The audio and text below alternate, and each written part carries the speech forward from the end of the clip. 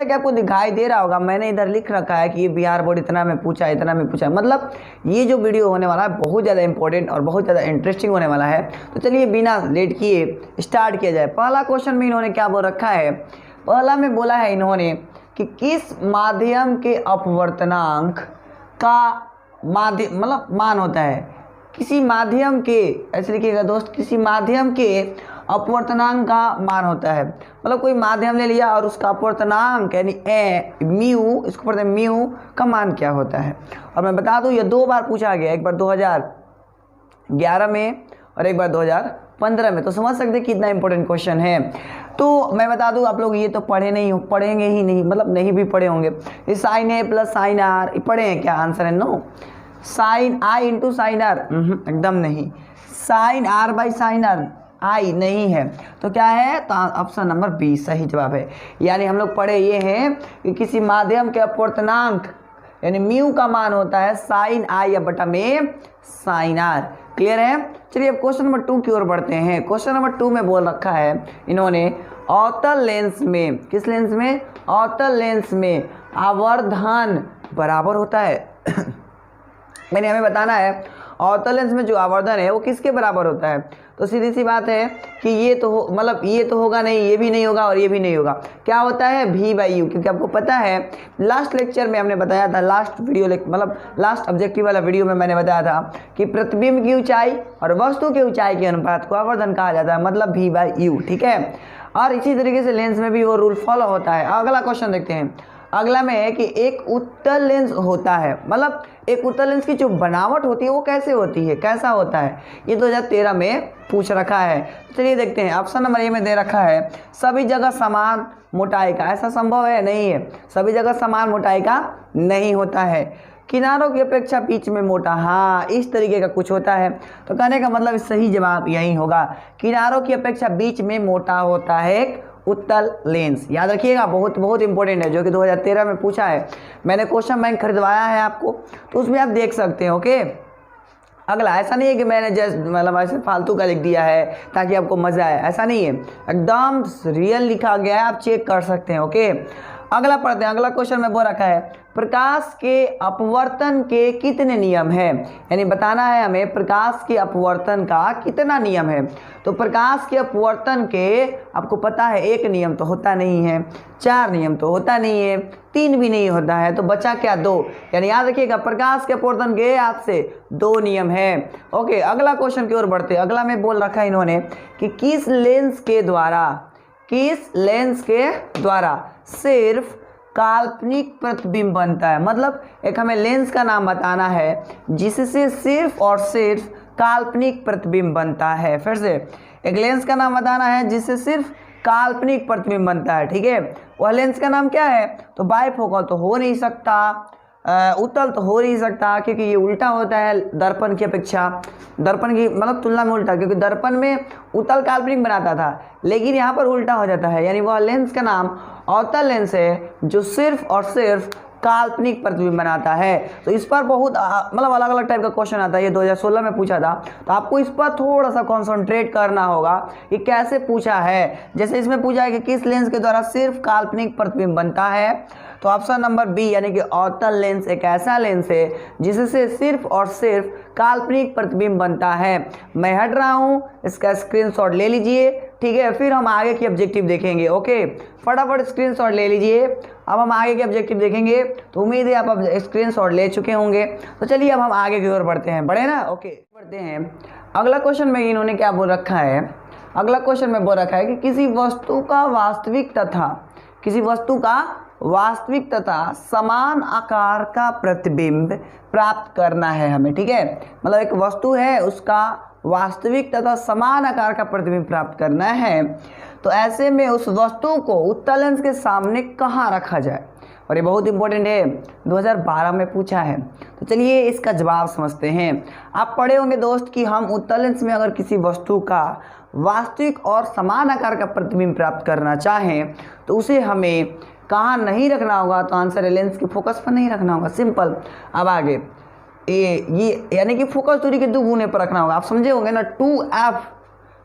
2f1 पर अगर मैं रखूं तो उत्तल लेंस के सामने अगर 2f1 पर रखूँ अगर मैं, तो होगा ये कि इसका प्रतिबिंब, इस वस्तु का प्रतिबिंब वास्तविक बनेगा तथा समान आकार का बनेगा। क्लियर है?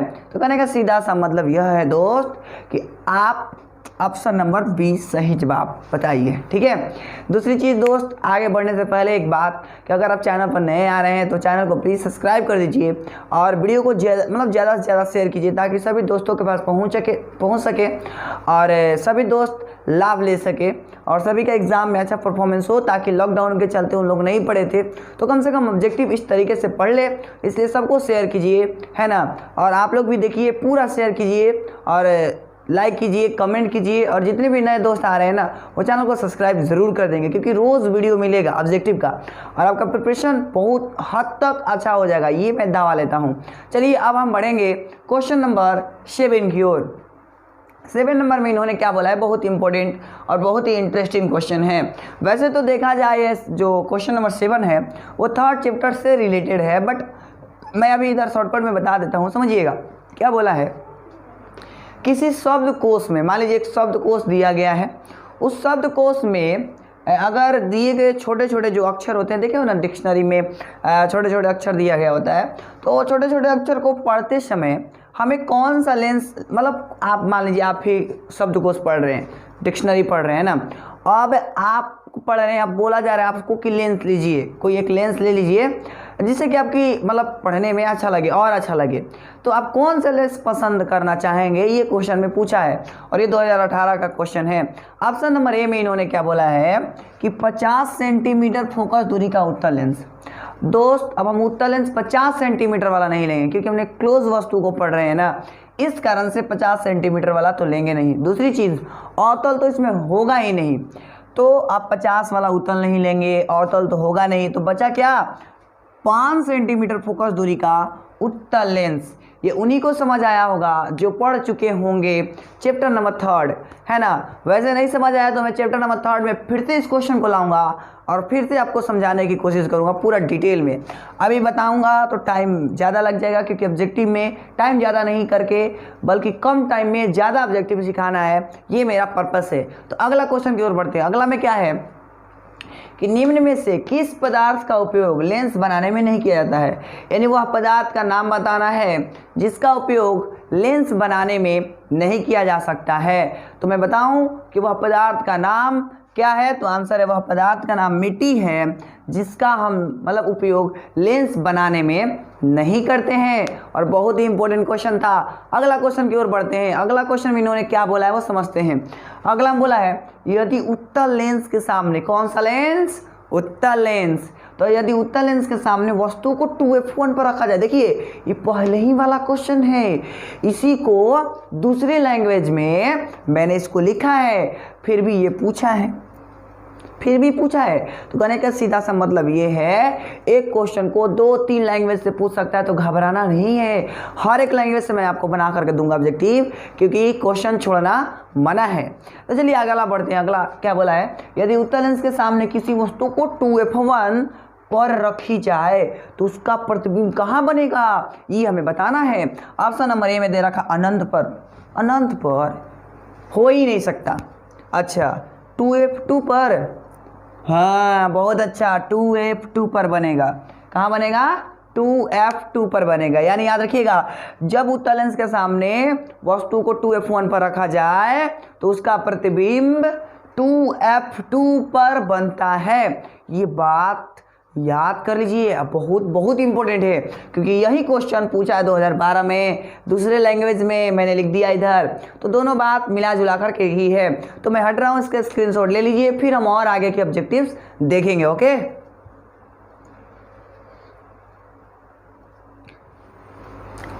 ओके दोस्त, चलिए अब आगे बढ़ा जाए। ये क्वेश्चन बहुत ज़्यादा इंपॉर्टेंट है, मतलब कहा जाए तो सारा का सारा क्वेश्चन इंपॉर्टेंट है। चलिए क्वेश्चन नंबर 10 देखा जाए तो क्वेश्चन नंबर 10 दोस्त थोड़ा सा बात करूँ तो मतलब हाई लेवल का बात है, क्लास 12 का बात है, बट एक बार क्लास 10th में कंपार्टमेंटल में पूछा था, मेरे को एग्जैक्ट पता नहीं है कि कब पूछा था, इसलिए मैं नहीं लिखा हूँ, लेकिन हाँ इतना याद रखिए कि पूछा था ज़रूर। इसलिए बिहार बोर्ड का कोई गारंटी है कब पूछ दे, इसलिए लिख लो, क्योंकि हर एंगल से परफेक्ट बनाना है। क्योंकि मैं हर बार कहता हूँ ऑब्जेक्टिव तैयार करो ऐसा कि कोई तैयार करना चाहे आप लोगों के जैसा। तो चलिए आगे बढ़ते हैं, यानी क्वेश्चन नंबर 10 में बोला है सरल सूक्ष्मदर्शी में किसका उपयोग होता है, यानी हमें बताना है कि सरल सूक्ष्मदर्शी में किसका उपयोग होता है। तो मैं बता दूं दोस्त, पहला नंबर तो लेंस का ही यहाँ पर उपयोग होगा, इतना याद रखिएगा। इसलिए दर्पण में से दोनों ऑप्शन गलत है, दर्पण का दोनों ऑप्शन गलत है। अब बचा उत्तल की अवतल, तो मैं बता दूं दोस्त, आप जाइएगा जब क्लास 12 के लेवल पर तो आपको पता चलेगा जितने भी सूक्ष्मदर्शी हैं उसमें सरल सूक्ष्मदर्शी उसमें उत्तल लेंस का उपयोग किया जाता है। यानी याद रखिएगा आज से लाइफ में दोस्त, सरल सूक्ष्मदर्शी में उत्तल लेंस का उपयोग होता है। डन। आगे की ओर देखते हैं क्वेश्चन नंबर 11 में इन्होंने क्या बोला है कि यदि वस्तु उत्तल लेंस के फोकस, यानी एक वस्तु है जो उत्तल लेंस के फोकस यानी एफ तथा फोकस दूरी की दुगुनी दूरी मतलब 2f के बीच स्थित हो तो प्रतिबिंब कैसा बनता है, यानी प्रतिबिंब का नेचर क्या होता है ये हमें बताना है। तो एक बात याद रखिएगा दोस्त, जब भी ऐसा क्वेश्चन है तो आपको फिगर बना लेना चाहिए था शॉर्टकट में। तो आप फिगर मैंने आपको खूब पढ़ाया है ऐसे उत्तल लेंस करके, तो आप बना सकते हैं या फिर अपने कॉपी पर देख सकते हैं। अगर मैं बनाना स्टार्ट करूँगा तो बहुत ज़्यादा लंबा हो जाएगा, बट इतना मैं ज़रूर बताऊँगा कि जहाँ का मैं ट्रिक बता रहा हूँ समझिएगा, जहाँ कहीं भी आ रहा है काल्पनिक तो सीधा होना ही चाहिए। काल्पनिक दिया और इधर दे दिया उल्टा, तो काल्पनिक प्रतिबिंब कभी उल्टा नहीं होता, इसलिए तो असली गलत हो गया, सबसे बड़ा गलती यही है।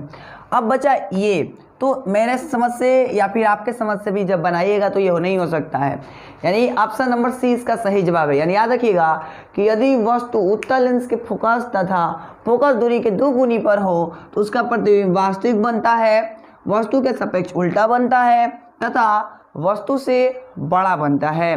ये बात याद कर लीजिए, ठीक है। अब हम क्वेश्चन नंबर 12 की ओर बढ़ते हैं। 12 नंबर में बोल रखा है उत्तल lens co dot dot lens कहा जाता है। यानी याद रखिएगा उत्तल लेंस को एक और लेंस के नाम से जाना जाता है और उसको हम बोलते हैं अभिसारी लेंस। क्यों अभिसारी बोलते हैं, मैंने लिखवाया है क्योंकि ये प्रकाश के किरणों को अभिसरित यानी कि एक बिंदु पर आकर के मिला देते हैं, इस कारण से हम उत्तल लेंस को अभिसारी लेंस भी कहते हैं। ओके दोस्त, मैंने ये ऑब्जेक्टिव पहले भी लिखवा दिया है क्लास में भी। तो एक बात क्लास से ही याद आ गया दोस्त, कुछ लोग कहना चाहते हैं कि सर आपका कोचिंग कहाँ है, तो कल के लाइव क्लास में तो मैंने बोला कि पीवीएस मॉल के पीछे है, तो एक स्टूडेंट्स पता नहीं नाम की थी उसने ही बता दी कि हाँ यहाँ है। तो एक स्टूडेंट्स बोली कि ठीक है मैं आऊँगी। तो मतलब कहने का सीधा सा अर्थ है कि अगर आप चाहते हैं आना तो आप आ सकते हैं, क्योंकि ज़्यादा दिन टाइम नहीं बचा है, देर करिएगा तो बहुत ज़्यादा देर हो जाएगा। इसलिए चाहते हैं अगर आप लोग या फिर कोई स्टूडेंट्स चाहते हैं आप लोग, यानी कि छात्र या छात्राएं जो भी चाहती हैं आप लोग आना, तो आप आ सकते हैं। आप मतलब ऑफलाइन भी पढ़ सकते हैं, ऑनलाइन भी पढ़ सकते हैं, क्योंकि लॉकडाउन के कारण दोनों बैचेस चलाना ज़रूरी है। चलिए अब हम क्वेश्चन नंबर 13 की ओर बढ़ते हैं। 13 में बोल रखा है अवतल lens co dot dot lens कहा जाता है। यानी अवतल लेंस को किस लेंस के नाम से जाना जाता है। तो अवतल लेंस को चूंकि अभी हमने पढ़ा कि उत्तल लेंस को अभिसारी कहा जाएगा, तो अवतल लेंस क्या करता है, प्रकाश की किरणों को फैला देता है, यानी डाइवर्स कर देता है। डाइवर्स का मतलब होता है अपसारी, यानी अपसरित कर देता है। इस कारण से मैं यहाँ पर बोलूँगा या फिर आप लोग भी आज से बोलना स्टार्ट कर दीजिएगा, वो ये कि अवतल लेंस को अपसारी लेंस कहा जाता है। डन। तो उम्मीद है आपको ये समझ आया होगा। तो मैं हट रहा हूँ, इसके स्क्रीनशॉट फटाफट ले लीजिए। अब हम कुछ और ऑब्जेक्टिव देखते हैं। ओके दोस्त, चलिए अब हम आगे बढ़ते हैं। अगला क्वेश्चन क्या बोल रखा है समझिएगा। अगला क्वेश्चन बोल रखा है लेंस की क्षमता व्यक्त की जाती है, यानी कि जो लेंस की क्षमता है उसका डेफिनेशन क्या होता है, व्यक्त कैसे किया जाता है, ये हमें बताना है। तो ऑप्शन नंबर ए में दे रहा है फोकस दूरी के द्वारा। तो फोकस दूरी के द्वारा तो कुछ हद तक ठीक है, पर पूरा सही नहीं है। और फोकस के दुगुनी द्वारा, ये तो पूरा गलत है। फोकस दूरी के व्युत्क्रम द्वारा, यस, क्योंकि हम लोग पढ़े हैं कि किसी लेंस की क्षमता उसके फोकस दूरी के व्युत्क्रमानुपाती होती है। मतलब ये हुआ कि लेंस की क्षमता व्यक्त की जाती है तो फोकस दूरी के व्युत्क्रम द्वारा, फोकस दूरी के व्युत्क्रम द्वारा। डन। आगे की ओर बढ़ते। अगला है कि उत्तल लेंस द्वारा आवर्धित और काल्पनिक प्रतिबिंब तब बनता है जब वस्तु कहाँ रहती है। मतलब हमें ये बताना है कि उत्तल लेंस में है ना कि एक वस्तु का बड़ा काल्पनिक प्रतिबिंब बनाना है। और ऐसे में उस वस्तु को कहाँ रखा जाए, इस बात को हमें बताना है। अनंत पर तो हो नहीं सकता, फोकस पर तो हो नहीं सकता, क्योंकि अनंत पर रखेंगे तो फोकस, फोकस पर रखेंगे तो अनंत, ये तो नहीं होगा। तो आंसर बचा तीसरा, तो क्या हो सकता है, तो यस हो सकता है, यानी ऑप्शन नंबर सी। यानी याद रखिएगा आज से, अगर मैं उत्तल लेंस द्वारा आवर्धित काल्पनिक प्रतिबिंब प्राप्त करना चाहता हूं तो मुझे वस्तु को फोकस और लेंस के बीच रखना होगा। डन। अब हम अगला क्वेश्चन और इस वीडियो का लास्ट क्वेश्चन की ओर बढ़ते हैं। लास्ट क्वेश्चन बताने से पहले एक बार फिर से कहना चाहूँगा दोस्त, जितने भी लोग नए आ रहे हैं वो चैनल को सब्सक्राइब कर देंगे और अपने दोस्तों के पास ज़्यादा से ज़्यादा वीडियो शेयर करिए। कम से कम टारगेट बनाइए दोस्त, आप सभी लोग मिल करके पूरा संगठन बनाइए कि एक दिन में 100 लोग का वीडियो दिखवाना है मेरे को। कैसे भी ये टारगेट बनाइए ना, क्योंकि 100 लोग का भला होगा ना तो वो 100 दूसरों को शेयर करेगा, फिर दूसरे को। अब टारगेट बनाइए कि एक दिन में 100 हमने मतलब दिख लेना है, सभी को 100 लोग को दिखवा देना है। तो ये टारगेट रखिए। और कितने लोग 100 मतलब करना चाहते हैं वो कमेंट आज ज़रूर करेंगे, अभी के अभी कमेंट करेंगे कि हाँ मैं सब करवा करके रहूँगा एक दिन, क्योंकि पूरा संगठन मिलेगा तभी हम लोग आगे बढ़ेंगे। क्योंकि पूरा संगठन मिलेगा यानी कहने का अर्थ है 100 एक दिन में व्यू आने लगा, एक दिन में 100 मतलब 1-2 घंटा में 100-200 व्यू आने लगा, तो मैं सारे चैप्टर का वीडियो अपलोड करना शुरू कर दूंगा, ऑब्जेक्टिव, यहाँ तक कि संस्कृत का भी करना स्टार्ट कर दूंगा। और मैं ये जो है ना 10th क्लास के उर्दू वाले, उनके लिए भी मैं वीडियो अपलोड करना शुरू कर दूंगा। बस एक शर्त है कि आप एक दिन में कम से कम 200 व्यू लाना स्टार्ट करवा दीजिए, ठीक है। तो चलिए अब हम लास्ट क्वेश्चन की ओर बढ़ते हैं। लास्ट क्वेश्चन बहुत ज़्यादा इंपॉर्टेंट, बहुत इंटरेस्टिंग है, मैं कुछ टाइम दूंगा इसके लिए, तो आप लोग बताइएगा, ठीक है। सघन माध्यम से विरल माध्यम में गमन करने पर आपतन कोण और अपवर्तन कोण में क्या संबंध होता है। मतलब हमें ये बताना है कि मान लीजिए कोई एक किरण है जो सघन माध्यम से विरल माध्यम में गमन कर रही है, ऐसे में आपतन कोण बनता है और अपवर्तन कोण बनता है, तो उन दोनों के बीच कुछ रिलेशन होते हैं। उन रिलेशन क्या होता है वो हमें बताना है। मैं कुछ हिंट दिया हूँ दोस्त, आप इस हिंट को देख करके इसका सही जवाब बताइए, ठीक है। मैं कुछ सेकेंड वेट कर रहा हूँ, ओके। हिंट देखिए और बताइए फटाफट कौन सा जवाब होगा, ए होगा कि बी होगा कि सी होगा कि डी होगा। तो चलिए आप समझ गए होंगे, और अगर नहीं समझे तो देखिए इधर वाला जो एंगल है वो बड़ा है और इधर वाला एंगल छोटा है, तो ऐसा कहाँ मिल रहा है जहाँ पर आर का वैल्यू बड़ा है आई से। तो इधर देखिएगा तो आई बराबर है आर का, तो ऐसा इस रिलेशन के अनुसार तो होगा नहीं और कभी नहीं होगा, ये सत्य है। दूसरा तो आई ग्रेटर देन आर बोल रहा है, यहाँ पर हम जबकि देखने को मिल रहा है कि आर बड़ा है आई से, न कि आई बड़ा है आर से, ऐसा है नहीं है। और ना तो ये 0 के बराबर है, तो बचा कौन, ये वाला, यानी सही जवाब क्या होगा, आर ग्रेटर देन आई, यानी कोण आर का वैल्यू आई से क्या है सर, तो बड़ा है। तो ये क्वेश्चन बहुत ज़्यादा इंपॉर्टेंट था और उम्मीद है कि आपको ये क्वेश्चन बहुत ज़्यादा अच्छा लगा होगा। तो कमेंट करिए दोस्त कि कैसा लगा ये वीडियो। फर्स्ट क्वेश्चन स्टार्ट करते हैं। पहला क्वेश्चन क्या बोल रहा है, चलिए स्टार्ट करते हैं। तो बोला है कि प्रकाश की चाल सबसे अधिक होती है, मतलब हमें बताना है प्रकाश की जो चाल है वो सबसे ज़्यादा कहाँ होती है ना, किस माध्यम में होती है। आप लोग पढ़े होंगे खूब, और अगर नहीं पढ़े हो तो मैं बता रहा हूँ, सुनिएगा। क्वेश्चन में पूछ रखा है कि जो प्रकाश की चाल है ना सबसे अधिक कहाँ होती है, किस में होती है। ऑप्शन नंबर ए में बोल रखा है कांच में, ऑप्शन नंबर बी में बोल रखा है हीरा में, और ऑप्शन नंबर सी में बोल रखा है शून्य, या इसी को बोलते हैं निर्वात, ठीक है, उसमें कि option number D none of these. कौन सही जवाब है ये हमें पहचानना है। तो मैं बता दूं कि आपको पता होगा कि जो प्रकाश की चाल है वो निर्भर करता है अपवर्तनांक पर। जिसका अपवर्तनांक कम होता है उसका प्रकाश की चाल ज़्यादा होता है, और जिसका अपवर्तनांक ज़्यादा होता है उसके प्रकाश की चाल कम होती है। तो चूँकि अगर हम इन तीनों में से देखें, अगर बात करें तो जो सबसे ज़्यादा बात किया जाए जिसका अपवर्तनांक कम की, तो वो मिलेगा ये। इस बात का मतलब ये हुआ कि इसमें प्रकाश की चाल ज़्यादा होगी अन्य माध्यमों की तुलना में। यानी याद रखिएगा ये आंसर रटा नहीं जाता है, आपको समझना होगा कि किसका अपवर्तनांक कम है। जिसका अपवर्तनांक कम होगा उसका प्रकाश की चाल मैक्सिमम होगा। अगला क्वेश्चन की ओर बढ़ते हैं। अगला क्वेश्चन में इसके जस्ट अपोजिट है। उससे पहले दोस्त एक बात, आप देख रहे होंगे कि बहुत सारे कीड़ा मकोड़ा उड़ रहे होंगे छोटे छोटे, तो इसलिए क्योंकि मैं नाइट में वीडियो शूट करता हूँ, सो दिन में समय नहीं मिल पाता है तो आप लोग के लिए केवल नाइट में वीडियो शूट करता हूं। ऑब्जेक्टिव आपको कवर कराने के लिए बस, और कोई मुद्दा नहीं है। तो आप लोग भी ऐसा करिए ना, इस वीडियो को पूरा शेयर करिए ताकि सभी लोग देख सकें। जब मैं आपके लिए मेहनत कर रहा हूं तो आप भी मेरे लिए मेहनत करिए। मेरे लिए क्या, अपने दोस्तों को मतलब अच्छा बनाने के लिए, अच्छा मार्क्स लाने के लिए आप लोग उनके पास शेयर कर दीजिए, ठीक है। चलिए अगला क्वेश्चन की ओर बढ़ते हैं। अगला में प्रकाश की चाल सबसे कम होती है, मतलब बताना है प्रकाश की जो चाल है सबसे कम किस माध्यम में होती है। इस बात का जवाब आप लोग को देना है। ऑप्शन नंबर ए में वो रखा है इन्होंने कि कांच में, ऑप्शन नंबर बी वायु में, ऑप्शन नंबर सी हीरा में, और option number D none of these. अब which one is the right answer for given this question. सवाल है कि कौन सा सही जवाब है इस क्वेश्चन के लिए।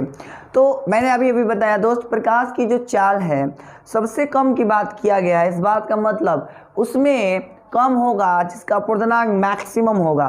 मैक्सिमम किसका होता है, इसका किसका, तो सिंपल सी बात है हीरा का पूर्णांक मैक्सिमम होता है। इस कारण से प्रकाश की चाल सबसे कम हीरा में ही होगा।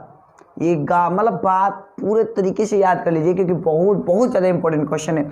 चलिए अगला क्वेश्चन की ओर बढ़ते हैं। अगला में क्या बोला है, स्नेल की नियम। स्नेल का नियम समझते हैं ना, और अगर नहीं समझते हैं तो उस पर का क्वेश्चन करा देता हूँ, आपका माइंड मतलब समझ आ जाएगा कि हाँ ये स्नेल का नियम बोला था। स्नेल के नियम क्या कहते हैं, या स्नेल के नियम के अनुसार निम्न में सही कौन है, हमें बताना है। स्नेल के नियम के अनुसार इस सब में से सही कौन है।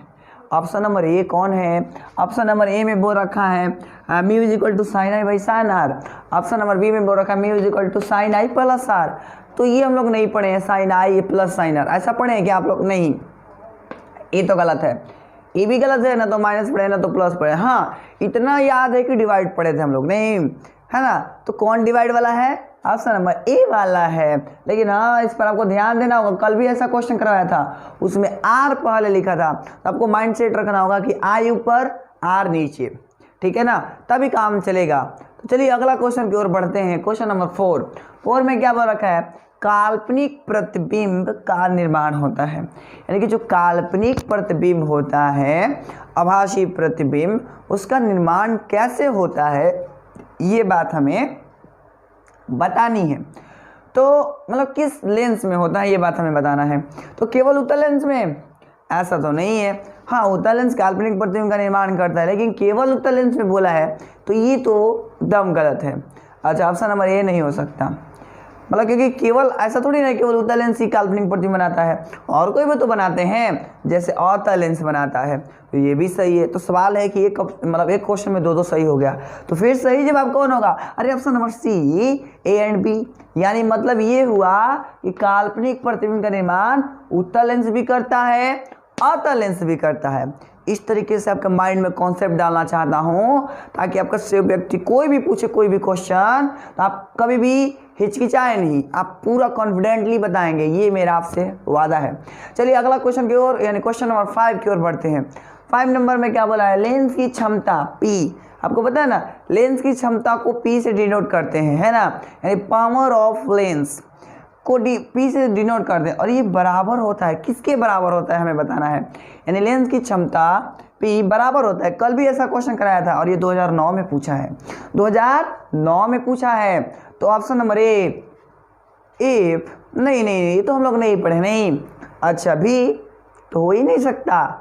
अच्छा क्यों नहीं हो सकता? क्योंकि हम लोग कल पढ़े थे लेंस की क्षमता फोकस दूरी की व्युत्क्रमानुपाती होते हैं। कौन है व्युत्क्रमानुपाती? ये वाला है, यानी ऑप्शन नंबर डी सही जवाब होगा इस क्वेश्चन का। यानी कि लेंस की क्षमता P बराबर होता है 1/f के।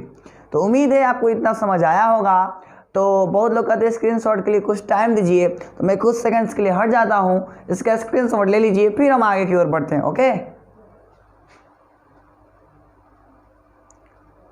ओके दोस्त, स्क्रीनशॉट ले चुके होंगे।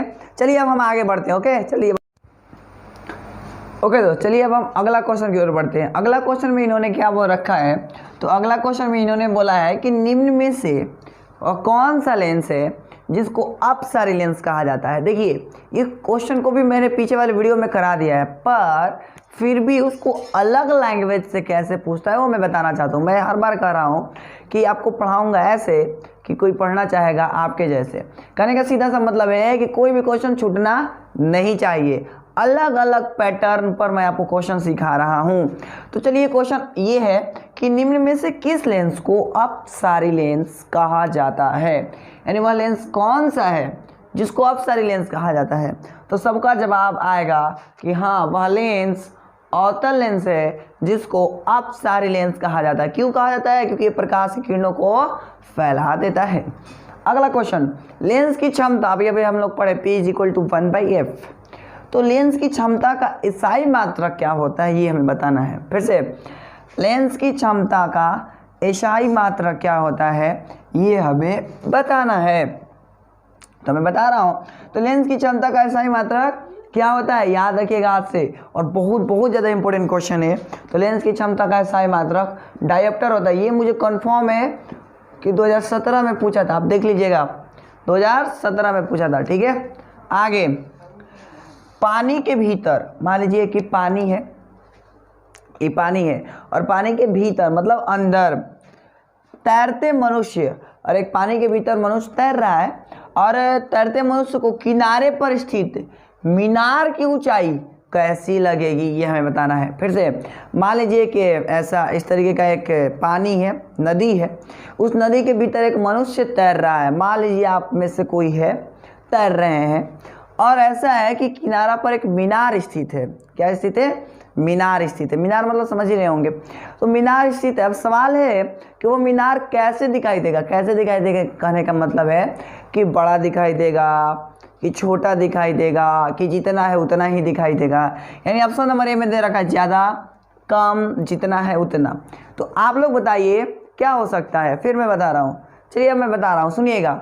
चूँकि वह व्यक्ति किससे किस में देख रहा है ये इंपॉर्टेंट रखता है। तो पानी के भीतर है और किनारे पर स्थित मीनार को देख रहा है, ऊंचाई यानी ऊपर देख रहा है। इसका मतलब वो देख रहा है सघन से विरल में, सघन से विरल में। तो आपको पता है जब भी सघन से विरल में देखा जाता है तो कोई भी चीज़ ज़्यादा ही दिखाई देती है, कोई भी चीज़ ज़्यादा ही दिखाई देती है। बात अब अच्छे से जानते हैं, है ना। तो चलिए अगला क्वेश्चन की ओर बढ़ते हैं। ओके, अगला क्वेश्चन में इन्होंने ये बोल रखा है, शीशे के स्लैब से, शीशे के स्लैब से यानी कांच का आयताकार स्लीव होता था ना, वही वाला बात बोल रहा है इन्होंने कि शीशे के स्लैब से जब प्रकाश का अपवर्तन होता है। मान लीजिए एक शीशा का स्लैब है, मैं सिखाया था कैसे होता है, इस तरीके का है ना, आयत के आकार का ऐसे होता है। तो शीशे के स्लैब से जब प्रकाश का अपवर्तन होता है तो उसमें क्या क्या उत्पन्न होता है ये हमें बताना है। तो मैं पढ़ा रहा था, तो सबसे पहला चीज़ हम लोग कुछ देखे थे, थोड़ा शॉर्ट में इधर मैं बताना चाह रहा हूँ। देखिएगा, मान लीजिए कांच का आयताकार स्लैब है ना। अब इससे हमें अपवर्तन कराना है, तो इस तरीके का ऐसे, फिर ये गया ऐसे, यहाँ तक मिला, फिर ये डाला हम लोग, तो ये फिर हो गया ऐसे, और फिर ये ऐसे होता था, है ना। तो आप लोग को याद है, और नहीं याद है तो इधर मैं रिवीजन करा दिया ना। इसलिए मैं बोलता हूँ कि आपको इस तरीके से ऑब्जेक्टिव तैयारी करवाऊंगा ताकि आपके माइंड में फिट हो जाए, और जिस दिन फिट हो गया ना तो फिर समझ लेना क्या क्या होगा। तो मतलब आपको फिट करा देना है ताकि एग्ज़ाम में बेहतर से भी बेहतर परफॉर्मेंस दे सके आप। तो देखिएगा मैं क्या बताने वाला हूँ। ये इस तरीके का हम लोग फिगर पढ़े हुए हैं, और अगर नहीं पढ़े हुए तो इधर शॉर्ट में रिवीजन करा ही दिया। अब आप इन दोनों के बीच की दूरी को हम लैटरल डिस्प्लेसमेंट बोलते हैं। दैट मीन्स कि पार्श्विक विस्थापन बोलते हैं, है ना। ये वाला पार्श्व विस्थापन या पार्श्विक विस्थापन बोलते हैं। डन। दूसरी चीज़ समझिएगा दोस्त, ये प्रकाश की किरण ऐसे आ रही थी, है ना, ऐसे आ रही थी, ऐसे जाना था इसको, जबकि इसने कैसे चल दिया, ऐसे चल दिया। मतलब इसमें विचलन भी उत्पन्न हुआ है और साथ ही साथ विस्थापन भी उत्पन्न हुआ है। इसका मतलब ये हुआ कि विचलन पैदा होता है। ऑप्शन नंबर ए मतलब सही है, पर और भी कुछ होता है, इसलिए अभी ऑप्शन नंबर ए सही नहीं है। अगला क्वेश्चन की ओर बढ़ते हैं। विचलन पैदा नहीं होता, यही तो गलत है एकदम। ऐसा कभी होगा क्या कि जब प्रकाश की किरण कांच के आयताकार स्लैब से जाए और जैसे वैसे पार कर जाए? ये पॉसिबल ही नहीं है दोस्त, क्योंकि माध्यम चेंज हो रहा है, और अगर माध्यम चेंज हो रहा है तो ये बहुत ज़रूरी है, या ज़रूरी क्या है, एकदम होता ही है कि उसकी दिशा में चेंज आता है हमेशा। इस कारण से ये तो गलत है, एकदम बहुत बड़ा गलती है इसमें। चलिए अगला क्वेश्चन, अगला ऑप्शन देखते हैं।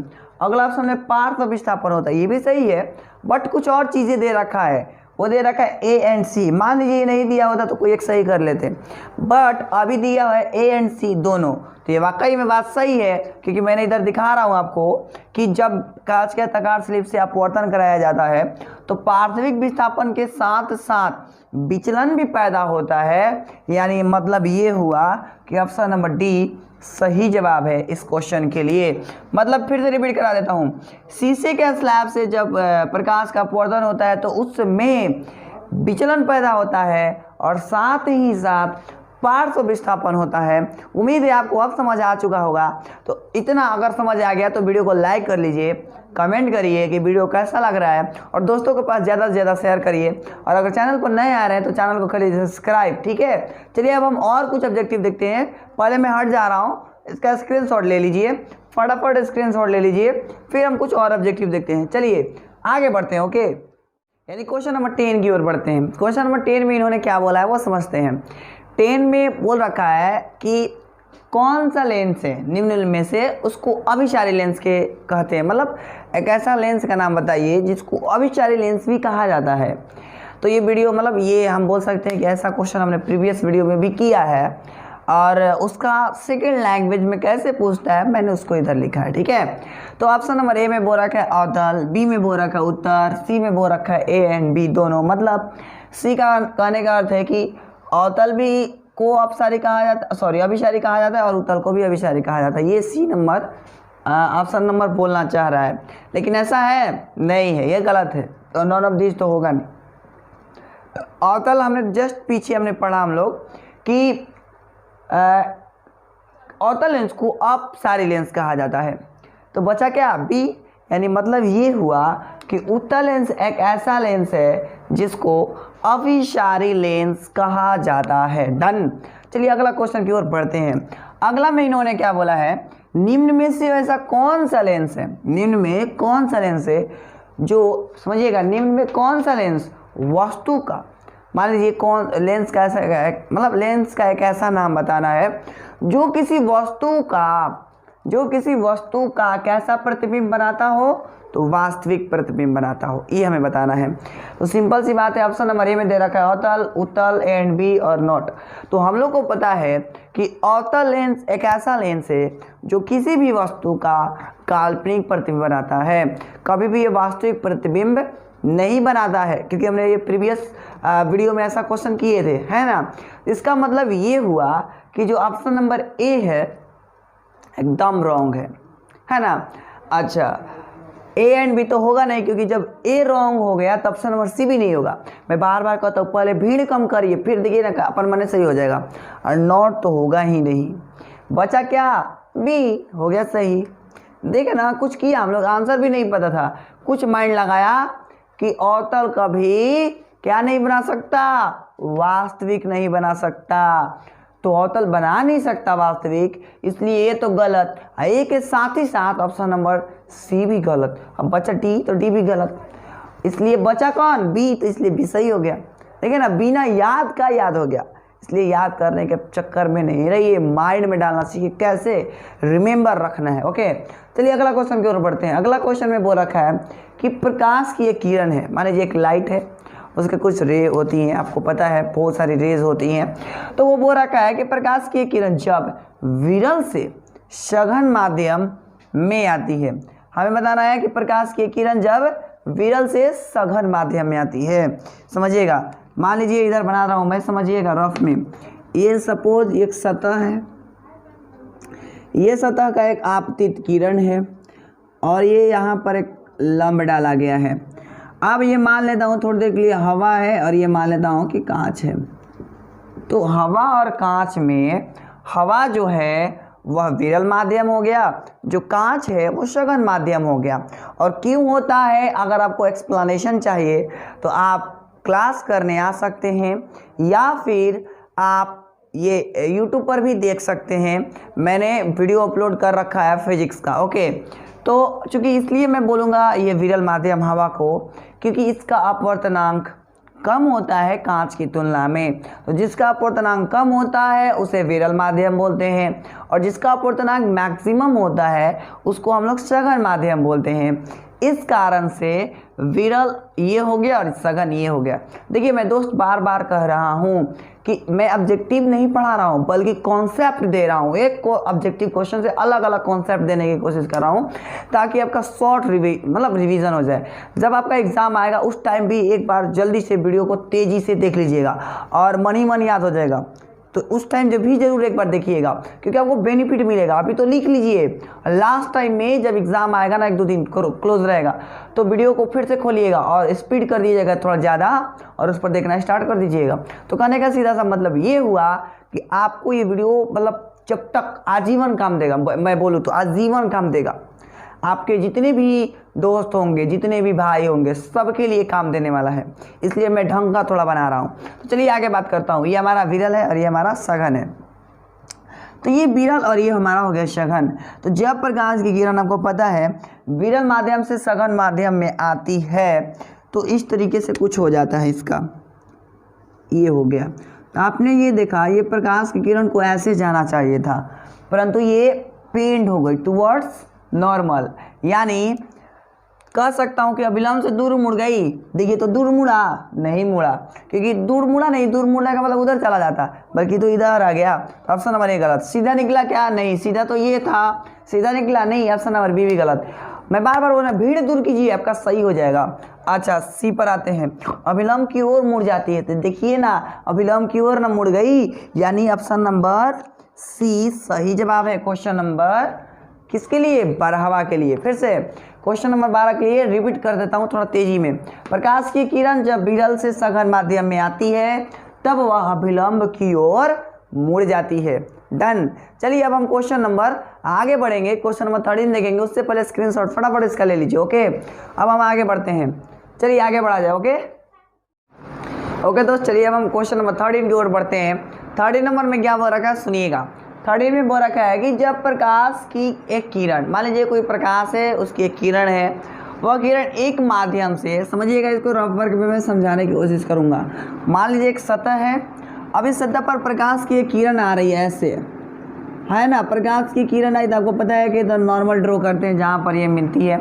उसके बाद बोल रहा है कि एक माध्यम से, यानी इसको मैं माध्यम ले लेता हूँ हवा, इसको ले लेता हूँ हीरा, तो एक माध्यम से दूसरे माध्यम में जा रही है। इसको मैंने बोल दिया माध्यम 1 और इसको मैंने बोल दिया माध्यम 2। तो एक माध्यम से दूसरे माध्यम में जाती है तो अपने पूर्व पथ से, तो देखिएगा अपने पूर्व पथ से क्या हो गई, तो आंसर सर विचलित हो गई। तो चूंकि अपने पूर्व पथ से विचलित हो गई तो इस घटना को हम कुछ नाम देते हैं, और इस घटना का क्या नाम देते हैं यही क्वेश्चन ने पूछा है। एक बार फिर से तेजी से रिपीट कर रहा हूँ। जब प्रकाश की किरण एक माध्यम से दूसरे माध्यम में जाती है तो अपने पूर्व पथ से विचलित हो जाती है, इसको हम लोग बोलते हैं क्या, ये पूछा है। ऑप्शन नंबर ए में प्रकाश का परावर्तन, नहीं नहीं नहीं एकदम नहीं, तो प्रकाश का अपवर्तन सही जवाब है। क्या कोई दिक्कत नहीं है। अगला बताना है निम्न में लेंस सूत्र के लिए कौन सही जवाब है। तो ऑप्शन नंबर ए थोड़ा देखते हैं। ऑप्शन नंबर ए में बोला 1/b - 1/u = 1/f। ओके आगे बढ़ जाए थोड़ा। बी में बोल रखा है इन्होंने 1/b + 1/u = 1/f, तो ये तो हो नहीं सकता, ये भी नहीं हो सकता, ये भी नहीं हो सकता, तो बचा कौन? Option number A. यानी आपको पता है लेंस सूत्र हो जाता है 1/b - 1/u = 1/f। तो ये याद रखना होगा दोस्त कि पहले भी होता है, फिर यू होता है, फिर लास्ट में एफ होता है। ये बात आपको एकदम याद कर जानी है। अगला क्वेश्चन पढ़ते हैं और बहुत इंपॉर्टेंट है। नेक्स्ट वीडियो में मैं इस पैटर्न पर आधारित ही बहुत सारा क्वेश्चन लाऊंगा। ये क्वेश्चन नंबर 15 है, ठीक है। 15 में क्या बोल रखा है कि उत्तल लेंस की फोकस दूरी होती है, यानी हमें बताना है कि जो उत्तल लेंस है उसकी फोकस दूरी क्या होती है। तो ऑप्शन नंबर ए में बोल रखा है धनात्मक, बी में ऋणात्मक, ए एंड बी, और ऑप्शन नंबर डी में दोनों। तो दोस्त मैं पहला काम बता देता हूँ कि डी तो होगा नहीं। आप समझिएगा दोनों तो हो नहीं सकता, कोई एक ही होता है, इसका मतलब ये भी गलत है। बचा दो में से सही जवाब किसका होना चाहिए? आप याद देखते होंगे कई एक सारे बुक में, तो अगर उत्तल लेंस की फोकस दूरी दिया रहता था उसके पहले प्लस लगाया जाता था, याद है? जैसे लिखता है ना कि एक उत्तल लेंस की फोकस दूरी +10 सेंटीमीटर है तो इसका क्षमता निकाले, तो इसका मतलब प्लस लगा है, इसका मतलब ये हुआ कि जो उत्तल लेंस की जो फोकस दूरी होता है वह धनात्मक होता है। यानी यहाँ से बात ये याद रख लीजिएगा कि उत्तल लेंस की फोकस दूरी धनात्मक होता है। और नेक्स्ट वीडियो में मैं बताऊँगा कि अवतल लेंस की फोकस दूरी क्या होती है, ठीक है। और जिनको जिनको पता होगा वो कमेंट नीचे कर देंगे। और पहले तो स्क्रीनशॉट ले लीजिए फटाफट, फिर हम आगे की ओर बात करेंगे। चलिए उम्मीद है स्क्रीनशॉट ले चुके होंगे। तो चलिए आज हम इतना ही रखेंगे। तो अगर आपको ये वीडियो अच्छा लगा तो उसको लाइक कीजिए, कमेंट कीजिए और दोस्तों को शेयर कर दीजिए। मिलते हैं नए वीडियो में, तब तक ले जय Hind and thanks for watching.